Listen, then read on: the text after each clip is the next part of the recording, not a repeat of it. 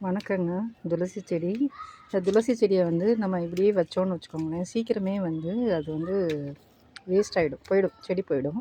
அதுக்காக நம்ம என்ன பண்ணோம்னா, இந்த விதை வருது இல்லையா, வர்றதை வந்து அப்பப்போ கட் பண்ணி விட்டிங்கன்னா செடி வந்து அது மாதிரி பஃப்னு நம்ம வேணுங்கிறத கட் பண்ணி விட்டோம்னா ரொம்ப வருஷம் இருக்கும். நல்லா பஃப்னு பார்க்குறதுக்கு அழகாக இருக்கும். இந்த விதையை நம்ம சும்மா விட போகிறது இல்லைங்க, ஒவ்வொன்றும் அங்கிட்டு அதுவாக வளர்ந்துருதும். இன்னொன்று பார்த்திங்கன்னா, இதை எடுத்து வச்சு நான் சாம்பிராணி கூட போட்டு விட்ருவேங்க.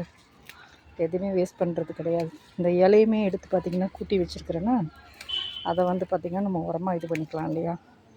அதனால் வேஸ்ட்டுன்னு எதுவுமே கிடையாதுங்க, எல்லாமே உபயோகம்தான்.